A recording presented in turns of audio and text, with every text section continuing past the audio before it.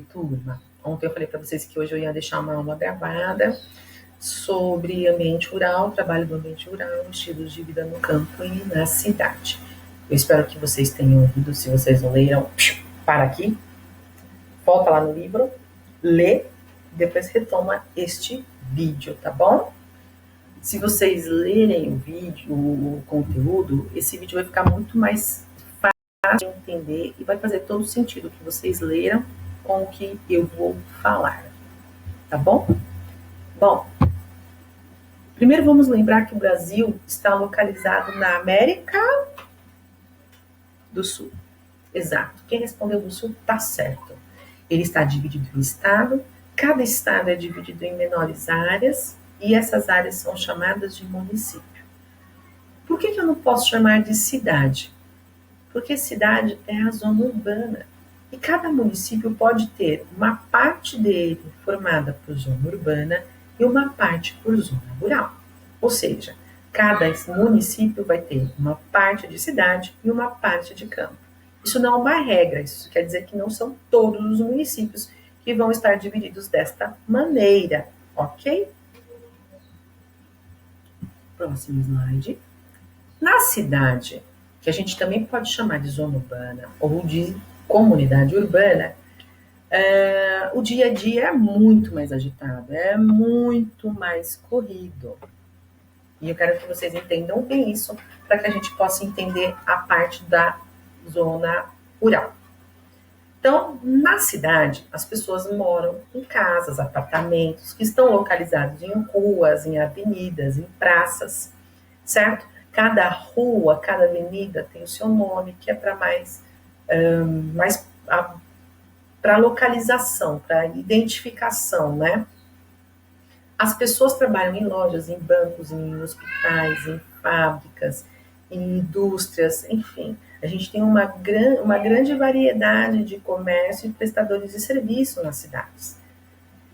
Na cidade, a gente também conta com serviço de energia elétrica, né? A eletricidade. A gente conta com água e esgoto tratados. A gente conta com transporte coletivo, que é ônibus, metrô. A gente conta com todos os serviços que eu falei para vocês, porque aqui a gente tem profissionais qualificados. A gente tem tanto os prestadores precisando desses profissionais, quanto dos profissionais precisando desse serviço, certo? E aí, nessa movimentação, em que as pessoas saem das suas casas e vão trabalhar, né? Existe um grande tráfego de vai e vem de gente, né? Nisso a gente vai descobrir o engarrafamento, o congestionamento. Quem é que nunca assistiu o jornal e viu lá a Radial Leste paradinha em horário de pico, né? Ou pela manhã ou pela tarde. Por quê? Porque a Zona Leste é uma região dormitório, as pessoas ficam aqui apenas para dormir, porque trabalham em outras regiões. A oferta de emprego na Zona Leste é um pouco menor do que nas outras regiões e na região central, por exemplo, tá? Então as pessoas elas têm uma rotina, elas precisam ter um horário para acordar, um horário para sair de casa, um horário para pegar um ônibus, um horário para chegar no serviço, né? Um horário para o almoço, um horário para sair do serviço, um horário para pegar o filho. Então as pessoas têm uma rotina muito baseada no relógio, né? Enfim, esse tráfego muito grande de gente vai aumentar, vai dar algumas características para a cidade. Então, uma delas, por exemplo, é a poluição do ar. Se a gente conta com um transporte de carro, ônibus, enfim, nas grandes avenidas, nas grandes ruas, a gente vai ter uma situação aí em que existirá uma emissão de poluentes no ar muito grande, que é a poluição do ar, nada mais do que a poluição do ar, somente isso, né? Se vocês estiverem assistindo o jornal, vocês vão ver que neste período de isolamento social, a qualidade do ar de São Paulo melhorou muito. Por quê? Porque as pessoas estão dentro da sua casa, reclusas, não estão saindo, os carros, né, e os veículos e as indústrias diminuíram a poluição, diminuíram a emissão de gases, então a qualidade do ar que a gente está respirando está muito melhor. Teremos também a poluição sonora, que é a poluição sonora? Aí eu coloquei, ruídos e sons em excesso. Sabe quando a gente está numa avenida muito cheia, ou na Radial Leste, por exemplo, que passa carro, ônibus, motoqueiro, gente que grita, som no último volume? Então, isso a gente chama de poluição sonora, é quando a gente encontra muito barulho, aquele barulho que chega até a incomodar um pouquinho. A gente também está falando de poluição sonora, a gente também está falando de uma característica das cidades. E também da poluição visual. Nos grandes comércios, na região de grande comércio, a gente sempre vai encontrar outdoors, comerciais, panfletos, aqueles folhetinhos grudados nos postes, enfim. Toda essa informação em excesso a gente chama de poluição do ar, que é uma outra característica das grandes cidades. Próximo slide. Então, visto tudo isso que eu falei, a gente mora onde? Na cidade, óbvio, né? A gente mora na metrópole, numa grande cidade. Mas existem as pequenas cidades. Então, toda essa característica que eu falei para vocês está presente nas grandes e nas pequenas cidades. O que eu quero dizer para vocês é que tudo isso acontece, só que acontece na mesma proporção. Se eu estou numa grande cidade, os engarrafamentos serão maiores. Se eu estou numa pequena cidade, talvez nem tenha engarrafamento, mas eu vou ter a mesma prestação de serviços, o mesmo comércio, profissionais em busca de seus empregos, das suas casas, transporte público, enfim. Seja grande ou seja pequena, as características são as mesmas. Poluição do ar, poluição sonora, poluição visual, ok? A cidade é dividida também em pequenos bairros. Bom, se eu falei que Brasil é dividido em estados e municípios, e os municípios são divididos em bairros. Olha só, cheguei no menor pedacinho do mapa, tá? Esses bairros, quando são muito afastados do centro da cidade, a gente diz que fica numa região periférica, então a gente pode chamar de periferia ou de subúrbio, tá bom? Esses bairros que a gente está falando podem ser residenciais, ou seja, só existem casas, apartamentos, moradias. Podem ser comerciais, estabelecimentos comerciais é o que predomina nesse bairro. Vai ter muita loja, muito comércio. E nos bairros industriais, são bairros localizados próximo a grandes avenidas, rodovias, enfim, para que haja o escoamento da mercadoria dessas indústrias, dessas fábricas, que os caminhões possam levar dali o que é produzido nesses bairros, nessas empresas, tá bom? Bom, próximo slide. No campo, zona rural ou comunidade rural, tanto faz qual terminologia usar. Bom, as pessoas já não moram mais em ruas, praças, avenidas, as pessoas vão morar agora em sítios, chácaras, fazendas, granjas, né? As pessoas já não vão mais se deparar com grandes avenidas, poluição sonora, visual, poluição no ar. Por quê? Porque a interação com a natureza é muito maior. O ritmo de vida dessas pessoas é muito mais tranquilo. Elas têm horário para acordar, porque elas têm os afazeres delas dentro da rotina delas, mas também tem horário para dormir, tem horário para almoçar, enfim, como a gente tem horário para tudo. Só que é muito mais tranquilo, porque eles não se preocupam com essa condição de que as coisas ficam muito extremas, muito longe. Não tem que ficar pensando que tem que acordar tal hora, porque na empresa tem que estar tal hora, e tem que pegar um ônibus que vai levar 2 horas para chegar no serviço. Enfim, a qualidade de vida dessas pessoas é muito melhor e eles levam um estilo de vida muito saudável. Por quê? Porque por mais que eles produzam qualquer coisa para vender, eles também se alimentam do que eles produzem. Então, a qualidade de vida deles é muito diferente da nossa qualidade de vida. Por exemplo, nas grandes cidades, o consumo de embutidos, de enlatados, é muito maior do que na zona rural. Porque lá eles produzem. Em vez de comprar uma latinha de milho, ele produz o milho. Em vez de comprar uma latinha de ervilha, ele produz ervilha. Tá certo? Alguns locais da zona rural, e eu quero deixar bem claro, não são todos, faltam estruturas básicas. Lembra que eu falei de água tratada, esgoto tratado? Então, esse tipo de prestação de serviço eles já não vão ter mais, certo? A questão do asfalto. Alguns lugares, como nessa imagem que eu coloquei aí para vocês, as ruas nem são asfaltadas. Falta energia elétrica. Exatamente. Vocês estão vendo algum cabeamento de energia elétrica nessa imagem que eu coloquei aí para vocês? Tá? Então, algumas coisas do qual, por exemplo, nós estamos muito habituados, eles não sabem nem como é que funciona. O Wi-Fi, por exemplo, talvez algumas regiões do Brasil nem se saiba do que se trata. Tá bom? Bom, a zona rural, o campo ou a comunidade rural, como eu falei, são responsáveis por boa parte da produção de alimentos e matéria-prima. Vou dar um exemplo. Alimento: tomate, cenoura, milho, mandioca. Matéria-prima: leite para o queijo, para o Danone, né? A matéria-prima é o produto que vai ser transformado em outro, tá bom? Bom, se tudo que eles fazem for trabalhado de maneira sustentável, de maneira orgânica, planejada, né? Eles vão ter uma qualidade de ar, eles vão ter uma sobrevivência dos animais, né? Os animais eles não vão morrer de fome, de sede, enfim. E eles também vão proporcionar o sustento da família, né? Porque eles vão conseguir comercializar o que produzem com uma boa renda ou como principal renda desta família. Próximo slide. Bom, aí vamos falar um pouquinho sobre as atividades econômicas primárias. O que isso quer dizer? Da onde é que as pessoas que moram no campo tiram o seu salário, entre aspas?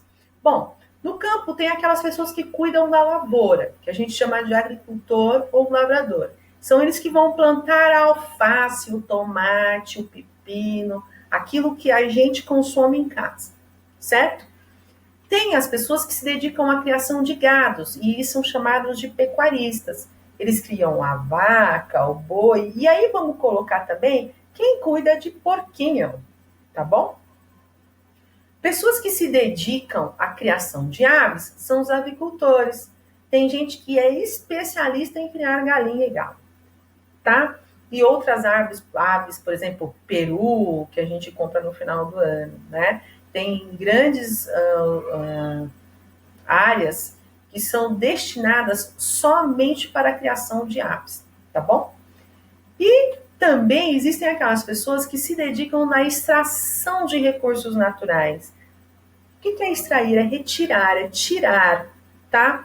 Só que aí trouxe 3 informações, por exemplo, que o livro não trouxe. Não se atentem a este detalhe, mas é bom vocês saberem. A gente vai ter a extração, e aí entendam que é com fins lucrativos ou para subsistência. Com fins lucrativos é para venda, para comercializar, ou só para subsistência, que é só para ele sobreviver, para ele levar uma vida tranquila e calma, tá? A gente tem o extrativismo vegetal. Vou dar um exemplo de extrativismo vegetal. É quando a pessoa retira ou extrai madeira, castanha, látex da seringueira, que é uma árvore, açaí, que é um fruto e a gente consome congelado, né? E outras tantas coisas aí. O extrativismo animal é a pesca e a caça. Ok? Até aqui tudo bem? Tem gente que sobrevive destes itens, né? Vende, comercializa a pesca e caça. E o extrativismo mineral. O extrativismo mineral é quando a gente retira da terra recursos de origem mineral, como pedras, como ouro, como diamante, como ferro. Então, é um processo mais demorado, né? É um processo mais delicado, mas que acontece, né? A gente usa o brinquinho de ouro e ele é extraído da terra, tá bom? Ou melhor, nesse caso, de margem de rio e córrego. Mas esse também é uma forma uma forma econômica de sobrevivência. Próximo, vamos falar dos boias frias. Eles normalmente moram na cidade. O livro traz isso pra gente. Eles moram na cidade e vão trabalhar no campo. Eles são trabalhadores que são contratados para colher só naquele determinado período estipulado pelo proprietário lá da fazenda, do canavial, enfim. Aí eu até trouxe uma imagem para vocês de uma pessoa que está colhendo cana-de-açúcar. Eles são conhecidos por esse nome porque eles levam a marmitinha e comem a marmita sem esquentar, comem a comida fria. Por isso, boia fria, boia de comida fria, porque não esquenta. E, em muitos casos, eles utilizam os transportes inadequados. Os ônibus do qual eles utilizam para sair da cidade e ir para o campo, não tem a qualidade do ônibus que a gente utiliza aqui no centro da cidade de São Paulo, não, por exemplo. E eles recebem o seu salário de acordo com o que produz. Ou seja, se eles colhem muito, eles recebem bem. Se não, recebem pouco. Então, o seu pagamento é assalariado. Ele é um funcionário contratado e assalariado. Mas ele recebe pela demanda do que produz. Tá certo? Próximo slide. Bom, as pessoas que estão no campo e precisam sair de lá para melhores oportunidades, a gente chama esse movimento de êxodo rural. Então, essas pessoas, esses trabalhadores rurais, saem do campo, vão para as regiões urbanas, procurando oportunidade de trabalho, de estudo, de saúde. Só que, se a gente for pensar de uma maneira humanitária, humana, né? O ideal seria que essas pessoas ficassem onde estão, né? Porque elas vêm, às vezes, para São Paulo ou Rio de Janeiro, para as grandes capitais, e não conseguem se alocar em trabalhos com tanta facilidade como eles imaginam. Então, vão trabalhar em subempregos, vão receber pouco, vão ser maltratados, sendo que no campo eles teriam uma mesma oportunidade se tivesse um investimento lá no campo para melhorar a vida dessas pessoas lá, né? Então, esse momento em que as pessoas do campo saem em busca de novas oportunidades nas grandes capitais, nos centros urbanos, a gente chama de êxodo rural, tá bom? Próximo slide. Aqui está a dúvida da Sofia. As profissões do campo. Olha lá, no campo não existe só aquela pessoa que fica, não, que mora ali, que planta ali, enfim. Existem pessoas que vão para a faculdade, que estudam, ou que só têm esse conhecimento porque só faz isso a vida inteira e estão profissionais do campo. Entendem disso como ninguém. Por exemplo, se vocês me mandarem plantar uma alface, eu não sei que dá de alface. Mas, se vocês pedirem isso para um agricultor, ele vai cuidar, ele vai plantar, ele vai cultivar, ele sabe a hora certa de regar, ele sabe a hora certa de colher, tá? O pecuarista é dono do gado. Exatamente. Essa é a pessoa que conhece como cuidar do gado, alimentar o gado, que momento que o gado pode ir para abate ou não.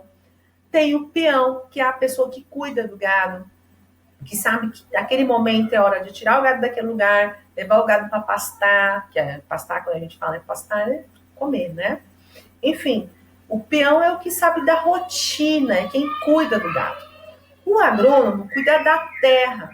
Como assim, professor? Ele fica passando a mão lá na terra? Não. Ele vai realizar pesquisas, ele tira um pedacinho daquela terra, leva para laboratório e faz pesquisas para melhorar a qualidade da terra, para ter uma boa produção, para que aquele plantio seja adequado e farto, certo?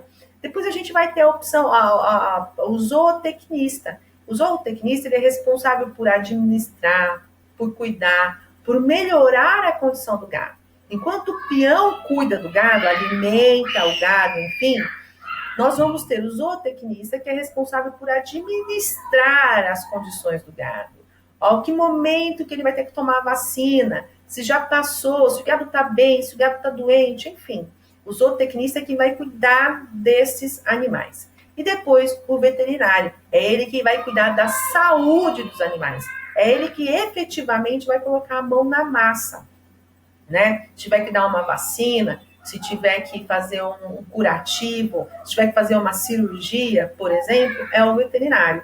Vai ter um exercício lá no livro que vai pedir para que vocês realizem pesquisas de outras profissões que se tem no campo. E eu vou dizer para vocês, tem muita. Eu não quis trazer aqui para vocês para deixar vocês pesquisarem e terem esse conhecimento individualmente aí para depois a gente partilhar, tá? Bom, no campo, a gente também tem a opção do ecoturismo e do agronegócio. Nossa, professora, você está falando palavras muito difíceis. O ecoturismo é o turismo ecológico. Sabe quando a gente resolve no final do feriado fazer uma viagem? Então, só que é uma viagem que permite que o turista conheça, explore a natureza. Coloquei aí um exemplo de um rapaz aí, ó, fazendo ecoturismo, tá vendo? Então ele vai para esse lugar, ele gosta da natureza, ele respeita a natureza, ele preserva a natureza e vai para esse lugar para se divertir, tá? Tem regiões que o seu grande negócio é o ecoturismo. E o agronegócio? Bom, o agronegócio, ele envolve o campo e a cidade. Primeiro o campo. Por quê? Porque no campo é onde vai acontecer a produção, a criação do gado, dos animais, enfim.